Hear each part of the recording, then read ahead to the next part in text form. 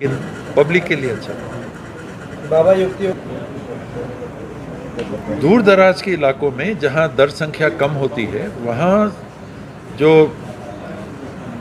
केंद्र सरकार और राज्य सरकार के निर्णय हैं कि एक निश्चित भौगोलिक क्षेत्र में आबादी को नहीं देख के, दर संख्या को नहीं देख के शिक्षा की सेवा उपलब्ध कराने के लिए एक स्कूल खोलना चाहिए। 1 किलोमीटर में एक प्राइमरी स्कूल, एक गांव के अंदर एक मिडिल स्कूल, 5 किलोमीटर में हाई स्कूल, 7 किलोमीटर में हायर सेकेंडरी स्कूल, इसका पालन होना चाहिए। क्योंकि देश में शिक्षा के गारंटी का कानून, अधिकार, गारंटी नहीं, सॉरी, गारंटी दूसरी चीज़ हो जाती है, शिक्षा के अधिकार का कानून लागू है। उस शिक्षा के अधिकार का बुनियादी चरण प्राथमिक शिक्षा होती है। तो उस प्राथमिक शिक्षा को, केंद्रों को बंद करना तो दूर, सरकार को चाहिए कि नर्सरी, KG1 और KG2 की शिक्षा भी प्राइमरी स्कूल में चालू करें या आंगनबाड़ी में चालू करें। एक फॉर्मल शिक्षा की व्यवस्था नर्सरी, KG1, KG2 की चालू होनी चाहिए। बंद होने का तो बात नहीं है। जहाँ एकदम सटे हुए, ईंट से ईंट सटे हुए 2 प्राइमरी स्कूल हैं, उनका युक्तियुक्तकरण हो तो समझ में आता है, लेकिन अन्य जगह पे युक्तियुक्तकरण नहीं। पहली प्राथमिक शिक्षा और स्वास्थ्य के क्षेत्र में जितने घोषित पद हैं, सरकार ने जितने पोस्ट सैंक्शन किए हैं इन 2 विभागों में, इनको पहली प्राथमिकता में संपूर्ण भरने चाहिए, किस्तों में नहीं। बाबा लोकसभा चुनाव, ये तो बड़ी जिम्मेदारी है, ये एक अनिवार्य जिम्मेदारी है कि शिक्षा और स्वास्थ्य के क्षेत्र में समझौता नहीं किया जा सकता, नहीं किया जाना चाहिए।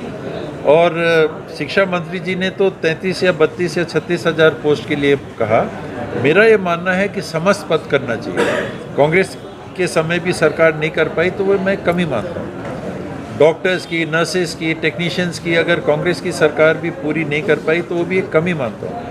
कोई भी सरकार की पहले नहीं हुआ तो हम भी नहीं करेंगे, ये गलत है। पहले कोई कमी रह गई तो अब आपको मौका मिला है, आपको उसको पूरा करना है। और ये 2 विभागों में एक तरफ क्या मांग है, हमको रोजगार चाहिए। जो मंत्री जी ने कहा कि भाई सबको रोजगार नहीं मिलेगा, वो अपने अलग बात है, तो इतना तो रोजगार मिले। और उसमें भी रोजगार प्राथमिकता नहीं है मेरे नज़र में सेवा प्राथमिकता है। शिक्षा और स्वास्थ्य के क्षेत्र में सेवा उपलब्ध होनी चाहिए नागरिक को, और उसका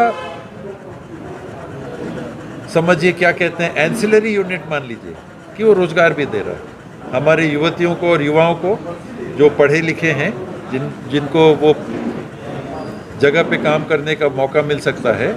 वो मेरे लिए दूसरी प्राथमिकता है। पहली प्राथमिकता सेवा उपलब्ध कराना। पढ़ाई नहीं हो रही, आप खुलेआम मंच में, मीडिया में डिस्कस करते हैं, आप कहते हैं कि रिपोर्ट आई है कि 8वीं 10वीं कक्षा तक के 50% बच्चे पढ़ के नहीं बता पा रहे हैं कि किताब में क्या लिखा है। वो कैसे होगा अगर आपके पास टीचर नहीं है और आप शुरू से ही उनको ABCD अच्छे से नहीं पढ़ा पाओगे, तो वो 10वीं भी पहुंचते तक कितना पढ़ पाएंगे। आप खुद आंकड़ों को प्रमाणित तौर पे प्रस्तुत कर रहे हैं कि हमारे देश में शिक्षा की ऐसी स्थिति है, तो वो क्यों है?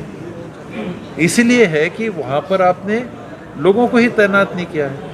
आप स्वास्थ्य की सेवा नहीं पहुँचा पा रहे। क्यों नहीं पहुँचा पा रहे? बिस्तर में उठा के लाना पड़ रहा है और दूर दूर आपको जाना पड़ रहा है। क्यों? क्योंकि जो पास का केंद्र है वहाँ पर आप पूरे डॉक्टर्स हो या स्टाफ हो या नर्स हो, उसको उपलब्ध नहीं करा पाए। तो ये किस्तों में ये 2 विभाग नहीं चलना चाहिए। एक मुश्त यहाँ पर भर्ती, दूसरे विभागों की भर्ती, वो विभाग वाले नाराज होंगे।